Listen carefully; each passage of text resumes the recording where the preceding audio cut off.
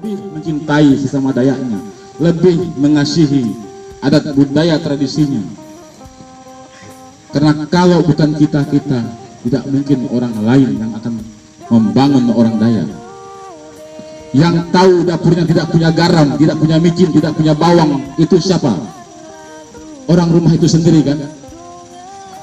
Tentunya yang tahu kekurangan, ketidakpunyaan, dan tahu membangun orang Dayak itu, ya orang Dayak itu sendiri. Bangkitlah, pedulilah sesama kita, bahu-membahu kita.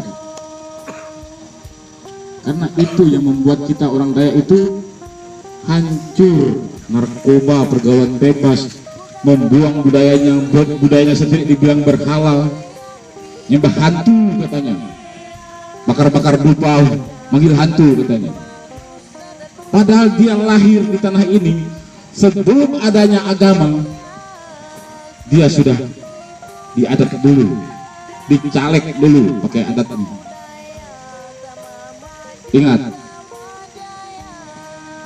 minta maaf yang ringan ya, Tuhan tidak pernah menghilangkan adat budaya kita. Apa kata Jobata? Aku datang ke dunia ini bukan untuk menghilangkan hukum Taurat, tetapi aku menggenapinya. Barang siapa yang mengurangi, bahkan mau menambah, bahkan mau menghilangkan hukum Taurat, dia akan menanggung dosanya. Betul tidak? Ada di Alkitab kan? Ada. Hati-hati yang suka berbicara itu berhala, itu hilangkan, bakar katanya, buang katanya. Hati-hati, sudah ditunggu oleh Jobata. Artinya hukum Taurat itu bahasa orang Israel, hukum adat itu bahasa kita orang Dayak. Kita mengadakan adat di sini bukan kita memanggil hantu, tetapi kita berdoa. Apa yang kalian pelihara, apa yang kalian tanam, No battery, please charge.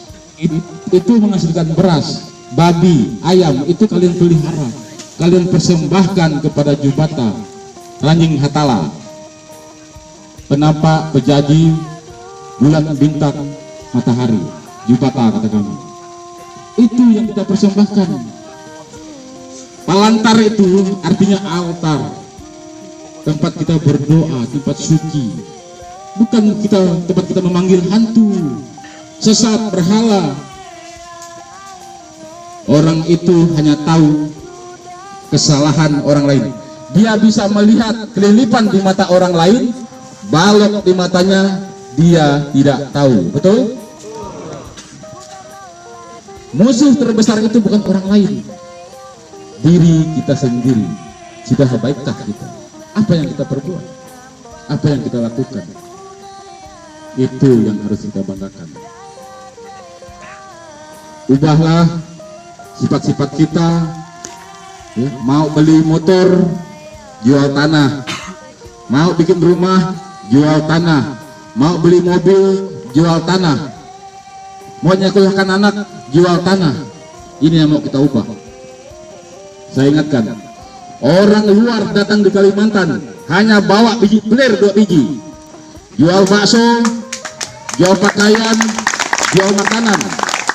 Mereka jual bakso untuk beli tanah, untuk beli mobil, untuk beli motor, nyekolahkan anak.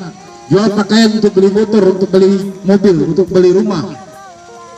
Kita orang Dayak jual tanah untuk beli arak, jual tanah untuk beli narkoba, jual tanah untuk beli bakso, jual tanah untuk beli pakaian. Betul tidak? Betul. Ini yang harus kita rubah supaya lebih ganteng, supaya lebih menjadi tuan di tanahnya, kaya di tanahnya, bukan miskin. Saya sedih, jujur saya sedih. Saya sebagai Pangalangok merasa tidak mampu dengan itu semua, melihat keadaan itu semua. Tidak berguna saya lahir di dunia ini kalau tidak berbuat. Tidak berguna saya menjadi Pangalangok, orang Dayak, tetapi saya tidak bertanggung jawab terhadap adat budaya dan suku saya.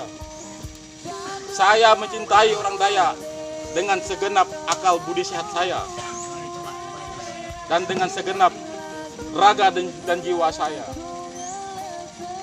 Saya pernah ditawarkan orang 20 miliar, 2 miliar, 6 miliar, 10 miliar. Untuk apa? Untuk menyuap saya. Dan saksi-saksinya pun banyak. Tetapi saya merasa paling ganteng karena saya mau menolak.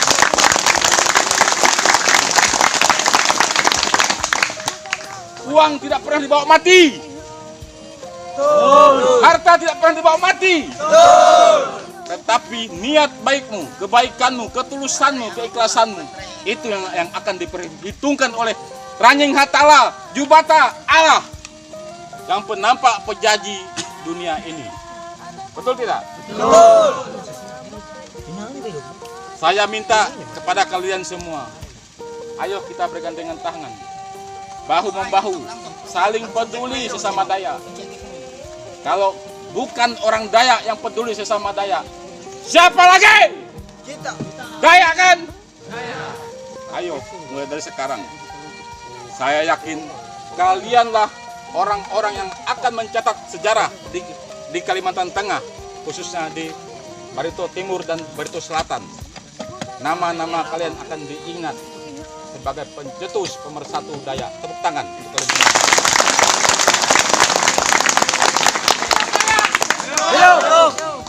Saya sampai hari ini, detik ini, saya tidak pernah namanya untuk menyesal menjadi orang Dayak.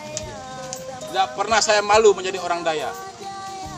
Bahkan saya sebagai Pangalangok, pernah kawan saya bilang, kamu kan Pangalangok, kenapa tidak pakai jas? Kenapa tidak pakai sepatu?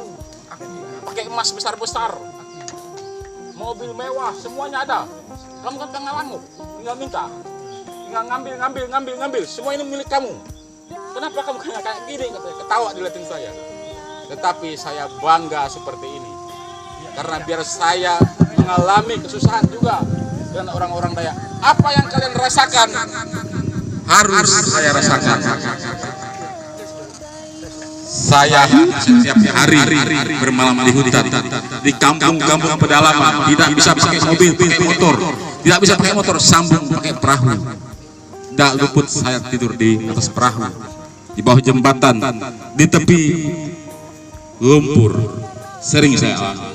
Karena semangatnya saya, jadwal jam 9 pagi di sini. Ayo kita berangkat jam 1 malam ini. Saya masih semangat, saya bilang.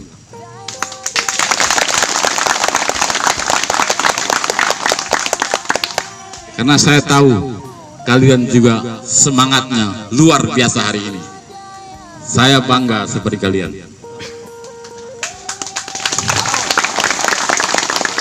Kalian akan diingat oleh anak cucu kalian. Karena kalianlah yang mempersatukan Dayak-Dayak yang ada di Kalimantan Tengah ini. Bahkan saya dengar sudah ada ke Kalsel, ya. Hebat kalian, luar biasa. Artinya sudah ada generasi saya, sudah ada yang seperti saya. Berarti saya tidak sendiri lagi. Sudah ada yang peduli. Saya minta sebarkan semua ini. Ini kabar gembira untuk kita orang Dayak. Ya. Buang lagi rasa iri, dengki, cemburu kita, sombong kita, angkuh kita. Jadilah pribadi yang baik, jadilah pribadi yang lembut, jadilah pribadi yang bersahaja, yang tidak membanggakan diri dan sombong. Karena apa? Adat budaya kita sudah mengajarkan kebaikan-kebaikan itu kepada kita. Kita orang Dayak harus pintar, harus maju, ya. Dan kita orang Dayak harus menjadi tuan di tanah sendiri, bukan menjadi kuli. Sekarang keadaan itu terbalik. Kita tuan di tanah kita, tetapi kita menjadi kuli. Seharusnya kita menjadi tuan itu, orang datang, orang bekerja sama kita. Ini orang datang, kita hanya menjual tanah. Coba orang datang, nih tanah saya kerjakan, saya gaji kamu. Betul tidak? Betul. Itu orang hebat. Ingat, Tuhan tidak pernah menciptakan satu jengkal tanah lagi pun di dunia ini. Tetapi manusia lahir dan tumbuh tidak beraturan. Jika di zaman ini saja kalian sudah mempunyai tanah pas-pasan, saya pastikan anak cucu kalian akan menjadi lapar, jadi pengemis, jadi kuli, dan bahkan menjadi orang buangan di tanahnya sendiri. Karena apa? Kalian sudah jual semuanya. Betul tidak? Saya minta sampaikan kepada saudara-saudari kita yang lain, pertahankanlah tanah ini, karena Tuhan tidak pernah menciptakan satu jengkal tanah lagi di dunia ini. Bekerjalah kita untuk beli motor, bekerjalah kita untuk beli mobil, bekerjalah kita untuk membuat rumah, karena Tuhan menciptakan manusia itu secitra dengan dirinya. Orang lain punya kaki, kita punya kaki. Orang lain punya otak, kita punya otak. Bagaimana cara mengelola SDM itu sendiri? Kita bekerja sama, tidak bisa sendiri. Ayo kita bersama-sama. Kayu bakar dibakar satu tidak hidup, tetapi kalau banyak pasti nyala. Betul tidak? Artinya kita perlu persatuan, perlu ketulusan, keikhlasan di persatuan ini, perlu pengorbanan yang sangat dalam dan tinggi. Karena tanpa pengorbanan kita tidaklah apa-apa. Karena tanpa perjuangan semua itu akan sia-sia. Betul? Leluhur jadi contoh.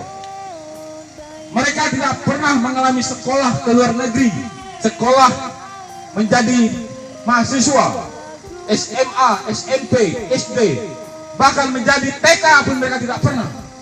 Tetapi mereka lebih pintar dan hebat dari kita.